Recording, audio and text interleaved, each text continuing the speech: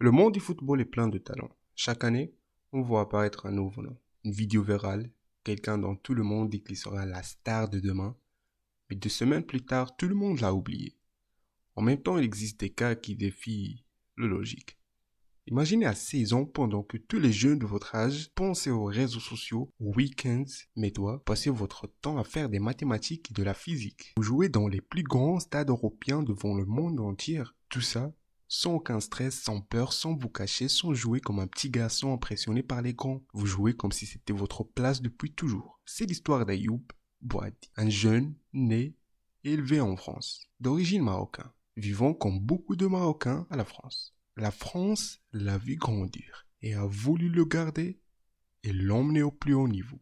Mais Ayoub, au moment du choix, a écouté quelque chose qui dépasse les tentations sportives. Il a écouté ses racines. Ce n'est pas seulement l'histoire d'un milieu de terrain, c'est l'histoire d'une famille. Ayoub naît le 2 octobre 2007. La famille Boadi était une famille marocaine comme les autres, mais qui savait une chose clairement, le talent ne vaut rien sans éducation. Le football peut ouvrir des portes, oui, mais l'intelligence et la discipline et la formation, très important. Le père d'Ayoub n'était pas un père ordinaire. Personnage connu dans la ville, très impliqué dans la vie locale. Il pratique lui-même le handball. Cela explique beaucoup de choses. Quand un enfant grandit avec un père qui comprend le sport, le football ne devient pas une excuse pour abandonner les études. Il devient une partie d'un projet global. Et derrière beaucoup de joueurs professionnels, il y a des mères qu'on ne voit jamais, mais qui jouent un rôle immense dans la stabilité de leurs enfants. La famille Boadi représente quelque chose de profondément marocain, la sacrifice, silencieux. Une famille qui a tout donné sans faire de bruit et qui a construit des enfants avec de grandes valeurs. Le joueur ne se forme pas seulement en académie, il se forme dans son environnement, dans la rue, à l'école, avec ses premiers entraîneurs, dans des matchs que personne ne filme, dans des confrontations où personne ne vous laisse respirer.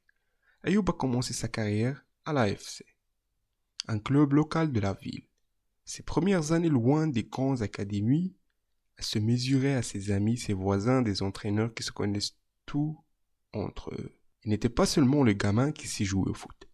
Il était ce gamin intelligent qui comprenait tout, qui n'avait pas besoin de se mettre en avant pour exister. C'est ça la personnalité de Boadi. Il ne fait pas de gestes superflus. Il ne cherche pas l'attention. Il ne joue pas pour l'éclipse. Son football est sobre, rationnel, élégant. Quand vous regardez tout son match, vous dites, ce gamin maîtrise tout.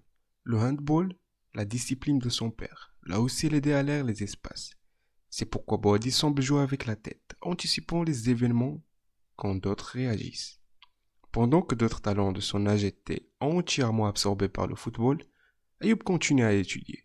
Objectif clair, obtenir d'excellents résultats avec 2 ans d'avance sur son niveau scolaire normal. Il a obtenu son baccalauréat à 6 ans. Aujourd'hui, à 18 ans, il continue d'étudier et vise d'autres diplômes. Boadi représente une nouvelle façon d'atteindre le sommet, sans sacrifier ses études.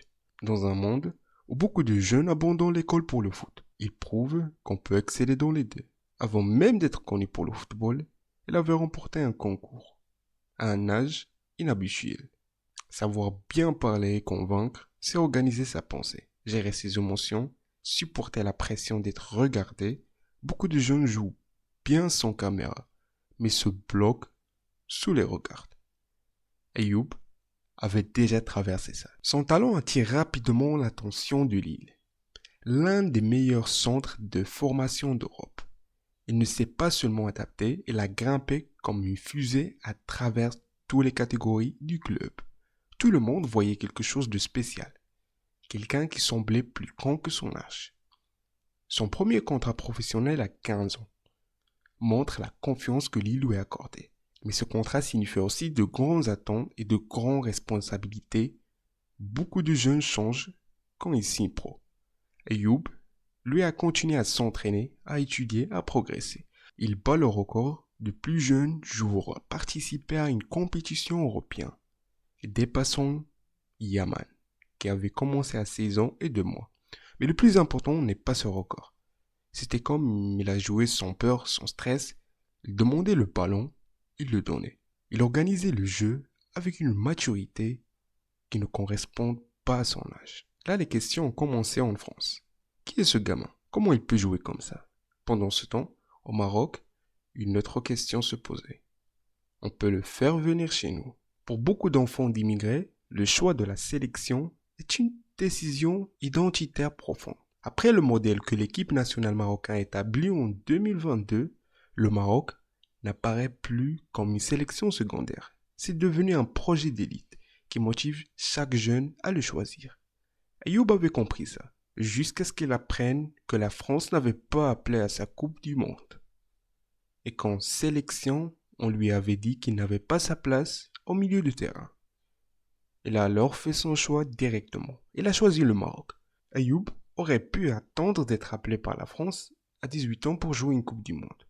Mais il a choisi l'équipe qui répond à la question « Qui je suis ?» Ayoub a démontré son niveau en bon moment. Lors de son premier match officiel en Coupe du Monde contre le Brésil, il a été le meilleur joueur du match. Ça a fait parler le monde entier. Son compte est passé de 1 million d'abonnés. En 2 jours, les grands clubs, Liverpool, Arsenal, le Real Madrid, se battent pour lui. Boadi va continuer à progresser, car elle possède la chose la plus difficile à accueillir. Cette intelligence naturelle dans les déplacements, la technique. On peut la travailler. La puissance physique, on peut la développer. L'expérience vient avec le temps. Mais ce qu'Ayoub a déjà, c'est la chose la plus difficile à enseigner. Même si le talent d'Ayoub vous donne envie de vous emballer, n'oublie pas qu'il n'a que 18 ans. Le football moderne nous a donné beaucoup d'exemples de joueurs montés vite et tombés vite. Aujourd'hui, on vous appelle génie. Demain, une erreur et vous êtes oublié. C'est pourquoi il faut le protéger. Ayoub n'a pas besoin d'être Zidane ou Modric, ni de sauver l'équipe nationale marocaine maintenant. Il doit continuer à se construire sans changer parce qu'il est sur la bonne voie. L'histoire d'Ayoub n'est pas seulement celle d'un jeune, c'est l'histoire de beaucoup de Marocains immigrés, d'enfants qui grandissent entre 2 drapeaux, qui parlent une langue à l'école et une autre à la maison, qui ont grandi en regardant le football européen, mais qui ressentent toujours quelque chose qui bouge en eux quand ils voient le maillot marocain.